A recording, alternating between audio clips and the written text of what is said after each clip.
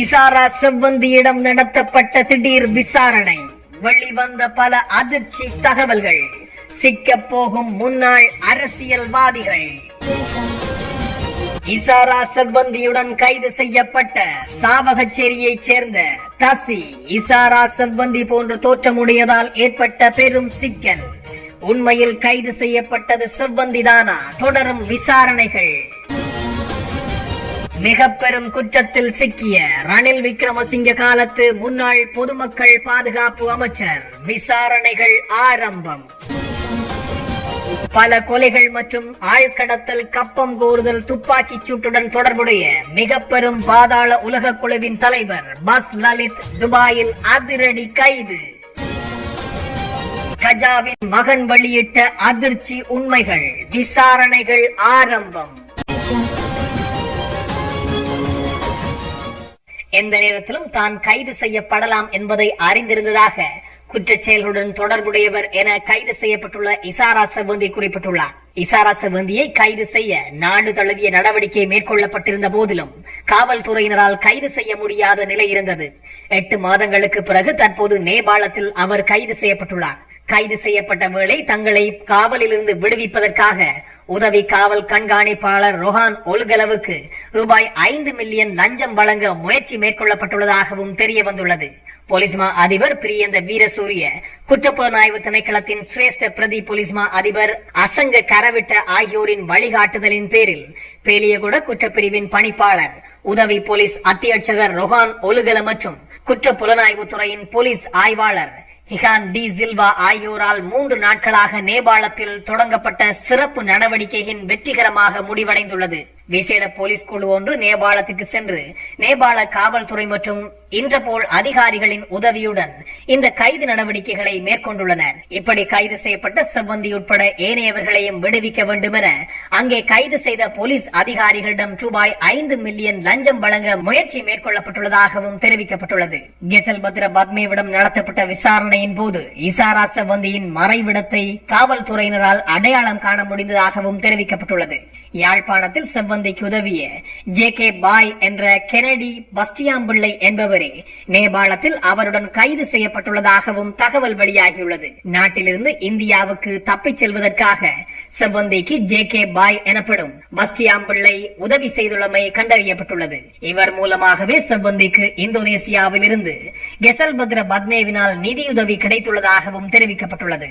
இந்த நிலையில் கைதின் பின்னர் பேலியகுட குற்றப்பிரிவின் இயக்குனர் உதவி காவல்துறை கண்காணிப்பாளர் ரொஹான் ஒலுகல எந்த நேரத்திலும் தன்னை கைது செய்வார் என்பதை அறிந்திருந்ததாக இசாரா செவ்வந்தி விசாரணையின் போது தெரிவித்துள்ளார். 7 மாதங்கள் நேபாளத்தில் தலைமுறைவாகியிருந்த போதும் வெறுப்பு நிலை ஏற்பட்டது. இலங்கை செல்லலாம் என எண்ணிய போது கைது செய்யப்படலாம் என்ற அச்சத்திலேயே நேபாளத்தில் பதுங்கி இருந்ததாகவும் செவ்வந்தி வாக்குமூலம் அளித்துள்ளார். சிறப்பு அதிரடி படையின் நடவடிக்கையின் காரணமாக நேற்றைய தினம் நேபாளத்தில் வைத்து இசாரா செவ்வந்தி கைது செய்யப்பட்டிருந்தார். இந்த நிலையில் நேபாளத்தில் கைது செய்யப்பட்டுள்ள இசாரா செவ்வந்தி குழுவை இலங்கைக்கு அழைத்து வருவதற்காக இலங்கையிலிருந்து விசேட அதிரடி படையின் 2 அதிகாரிகள் நேபாளத்திற்கு அனுப்பி வைக்கப்பட்டுள்ளனர். மேலும் 2 போலீஸ் அதிகாரிகள் நேபாளத்தில் கைது செய்யப்பட்டவர்களுடன் இருப்பதும் குறிப்பிடத்தக்கது.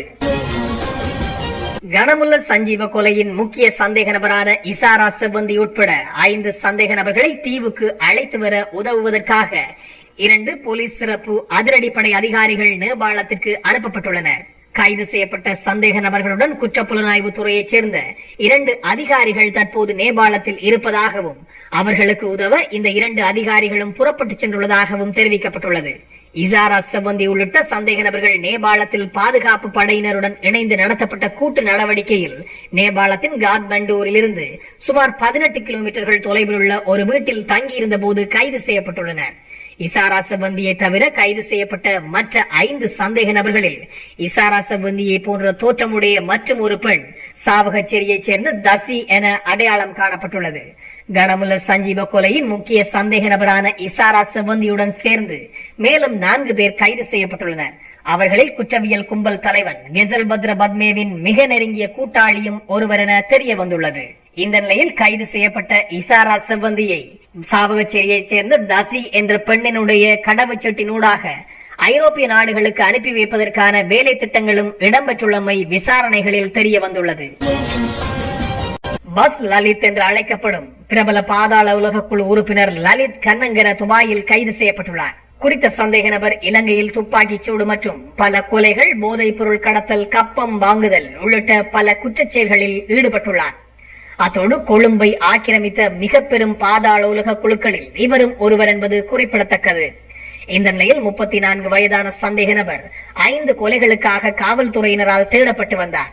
சந்தேக நபரால் 2022ஆம் ஆண்டு கழுதை முகமூடியை பயன்படுத்தி ஹெங்வெல்ல பிரதேசத்தில் முஸ்லிம் வர்த்தகர் ஒருவர் படுகொலை செய்யப்பட்டிருந்தது சமூகத்தில் பெரும் பேசுபொருளாக மாறியிருந்தது. இந்த கொலைக்கு காரணம் குறித்த வர்த்தகரிடம் பஸ் லலித் கப்பம் கோரியுள்ளார். அதனை வர்த்தகர் வழங்க மறுத்ததை அவரை கொலை செய்ய காரணம் என்பதும் வெளிவந்துள்ளது. அத்துடன் கடந்த ஆண்டு செப்டம்பர் 30ஆம் தேதி கெங்வெல்ல நுலவத் வெட பிரதேசத்தில் வசித்து வந்த வர்த்தகர் ஒருவர் கொல்லப்பட்டமைக்கும் இவரே காரணம் எனவும் தெரிய வந்துள்ளது. லலித் கண்ணங்கரவுக்கு முதலில் பஸ் வேலை வாய்ப்பை வழங்கிய குறித்த நபரிடமே கப்பம் கோரி அதனை வழங்காத காரணத்தினால் கொலை செய்யப்பட்டுள்ளார்.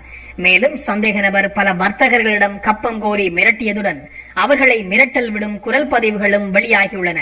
இதேவேளை இந்த சந்தேக நபர் கடந்த சில மாதங்களுக்கு முன்னதாக மாறு வேடத்தில் இலங்கைக்கு வந்து சென்றுள்ளதாகவும் தெரிய வந்துள்ளது. மரணமடைந்த தனது தாயாரின் இறுதி கிரியைகள் நடத்தப்பட்ட போது சந்தேக நபர் இவ்வாறு நாட்டிற்கு வந்து சென்றுள்ளதாக தெரிவிக்கப்பட்டுள்ளது. இதன்போது சந்தேக நபரான பஸ் லலித் துபாயில் இருந்து இந்தியா வழியாக மாறு வேடத்தில் இலங்கை வந்து ஒரே நாளில் அதே வழியில் புறப்பட்டு சென்றதாகவும் தெரிவிக்கப்பட்டுள்ளது. இந்த நிலையிலேயே பல கொலைகள் மற்றும் துப்பாக்கிச் சூடுகள், கப்பம் கோருதல் சம்பவத்தில் தேடப்பட்டு வந்த பஸ் லலித் நேற்றைய தினம் அதிரடியாக கைது செய்யப்பட்டுள்ளார். முன்னாள் பாதுகாப்பு அமைச்சர் டிரான் அலஸ் மீது லஞ்சம் அல்லது ஊழல் விசாரணை ஆணையகத்தில் முறைப்பாடு அளிக்கப்பட்டுள்ளது. டிரான் அலஸ் செய்ததாக கூறப்படும் பல முறைகேடுகள் குறித்து விசாரணை நடத்த வேண்டும் எனவும் புகார் அளிக்கப்பட்டுள்ளது. இந்த முறைகேடுகளில் அதிகார துஷ்பிரயோகம் மற்றும் ஊழல் குற்றச்சாட்டுகள் அடங்கும் என்றும் கூறப்படுகின்றது. மக்கள் போராட்ட கூட்டணியின் நிர்வாக குழு சார்பாக துமிந்த நாகமுவ மற்றும் அவர் உள்ளிட்ட குழுவினர் இந்த முறைப்பாட்டை சமர்ப்பித்துள்ளதாக ஆணைக்குழு வட்டாரங்கள் தெரிவித்துள்ளன. இந்த முறைப்பாடு குறித்து ஆணைக்குழு மேலதிக விசாரணைகளை ஆரம்பித்துள்ளது. மேலும் டிரான் அலசிடமிருந்து இது தொடர்பான பதில்கள் விரைவில் வெளிவரும் எனவும் எதிர்பார்க்கப்படுகின்றது. முன்னாள் தொழிலாளர் மற்றும் வெளிநாட்டு வேலைவாய்ப்பு அமைச்சர் மனுச நாணயக்கார சற்று முன்னர் லஞ்சம் மற்றும் ஊழல் விசாரணை ஆணைக்குழுவில் முன்னிலையாகியுள்ளார். கடந்த அரசாங்கத்தில் முறையற்ற வகையில் இஸ்ரேல் தொழில் வாய்ப்புகளை பெற்றுக் கொடுத்தல் குறித்து மேற்கொள்ளப்பட்டு வரும் விசாரணைகள் தொடர்பில் வாக்குமூலம் வழங்குவதற்காக இன்றைய தினம் குறித்த ஆணைக்குழுவில் அவர் முன்னிலையாகியுள்ளார். மனுச நாணயக்காரவின் சார்பில் முன்னிலையான சட்டத்தரணி நேற்று கொழும்பு தலைமை நீதவான் முன்னிலையில் தனது கட்சிக்காரர் இன்று கையூட்டல் மற்றும் ஊழல் ஒழிப்பு ஆணைக்குழுவுக்கு சென்று வாக்குமூலம் அளிப்பார் எனவும் தெரிவித்திருந்தார். இதற்கமே வாக்குமூலம் அளிப்பதற்காக மனுச நாணயக்கார இன்றைய தினம் குற்ற புலனாய்வு பிரிவில் முன்னிலையாகியுள்ளார். கொலை செய்யப்பட்ட விதான கமகே அருண பிரியந்த குமாரவின் மூத்த மகன் கஜா என்ற புனை பெயரால் அழைக்கப்படும் இந்துவர விதான கமகே போலீஸ் காவலில் எடுக்கப்பட்டுள்ளார். சிறுவர் மற்றும் பெண்கள் துஷ்பிரயோக தடுப்பு பிரிவின் பணியகத்தின் காவலிலேயே அவர் எடுக்கப்பட்டுள்ளார். கஜாவின் மனைவி தன்னுடைய மகன் இந்துவர விதானகமகே பாதுகாப்பற்ற நிலையில் இருப்பதாக பணியகத்திற்கு அளித்த புகாரின் அடிப்படையில் இந்த செயல்முறை தொடங்கப்பட்டுள்ளது. முன்னதாக 16 வயது மகனை கொழும்பு காவல்துறை சிறுவர் மற்றும் பெண்கள் துஷ்பிரயோக தடுப்பு பணியகத்தில் முன்னிலையாகுமாறு அறிவிக்கப்பட்டது. இதன்படி அவர் நேற்று தனது தாத்தாவுடன் பணியகத்திற்கு வந்தார். அவரிடமிருந்து வாக்குமூலம் பதிவு செய்ததன் பின்னர் பணியகம் அவரை காவலில் எடுத்துள்ளது. சம்பவம் குறித்து மேலும் விசாரணைகள் நடத்தப்பட்டு சிறுவனை நுகேகுட சிறுவர் நீதவான் நீதிமன்றத்தில் முற்படுத்துவதற்கான ஏற்பாடுகளும் செய்யப்பட்டுள்ளன. இந்த விசாரணை காவல்துறை சிறுவர் மற்றும் பெண்கள் துஷ்பிரயோக தடுப்பு பணியகத்தின் OIC தலைமையிலான காவல்துறை குழுவின் பங்கேற்புடன் நடத்தப்பட்டுள்ளது.